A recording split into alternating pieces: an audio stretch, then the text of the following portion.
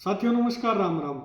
HPSC द्वारा अलग अलग सब्जेक्ट के कई पेपर कंडक्ट करवाए गए। अंग्रेजी का भी एक पेपर कंडक्ट करवाया गया। लगभग 2150 बच्चों ने वो पेपर देने का काम किया, लेकिन जैसे उसका रिजल्ट आता है तो आपको हैरान कर देगा। केवल और केवल 151 बच्चों को पास किया गया, जिसमें से लगभग 20-30 बच्चे हरियाणा के थे, जो 8 से 10% बच्चे हरियाणा के थे। न तो सारे के सारे बच्चे बाहर के आउट ऑफ हरियाणा, जिनको सिलेक्ट करने का काम किया गया। इसके अलावा बड़ी बात यह है कि 613 वैकेंसी के ऊपर भर्ती होनी चाहिए थी।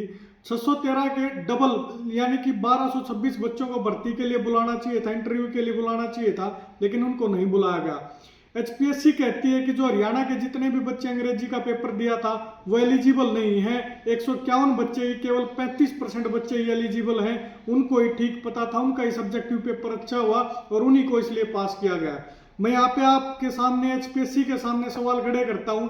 जो यूजीसी नेट क्रैक करता है, जो यूजीसी जीआरएफ क्रैक करता है, इसके अलावा एमए में मास्टर डिग्री में जो बच्चा गोल्ड मेडलिस्ट है उनको भी फेल कर दिया गया, तो पास किसको करने का काम करेंगे आप? ये इस व्यवस्था के ऊपर, शिक्षा व्यवस्था के ऊपर भी ये बहुत बड़ा प्रश्नवाचक चिन्ह है।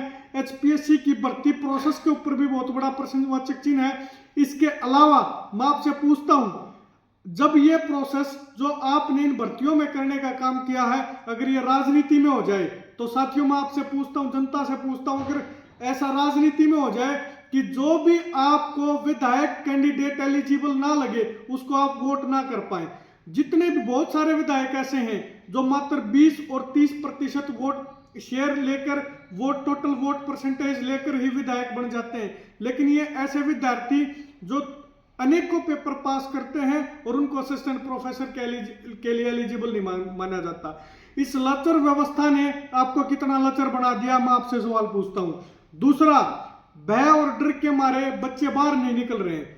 7 से 8 साल में यह भर्ती आई थी। 7 से 8 साल में जितने बच्चे तैयारी करते थे, सबके सब जो ये सोचते होंगे कि दोबारा कोशिश करेंगे, दोबारा अटेम्प्ट दे देंगे, उनके लिए स्पेस नहीं है। जितने भी रिसर्च स्कॉलर हैं उनको कॉलेज में अलग से जिम्मेदारी दी जाएगी, अलग से कॉलेज में पढ़ाने के लिए बच्चे दिए जाएंगे, लेकिन जब वो परमानेंट भर्ती में अपीयर होते हैं तो उनको एलिजिबल नहीं माना जाता है। मैं जितने भी इंग्लिश डिपार्टमेंट के साथ साथ अन्य जो सब्जेक्ट के विद्यार्थी हैं उनसे भी अपील करूंगा कि इस लड़ाई को बड़ा रूप दें, इस लड़ाई को बड़ा करें। सब लोग आपके इस लड़ाई में सहयोगी बनेंगे, क्योंकि ये जो लड़ाई है केवल अंग्रेजी डिपार्टमेंट तक सीमित नहीं है, केवल एचपीएससी तक सीमित नहीं है।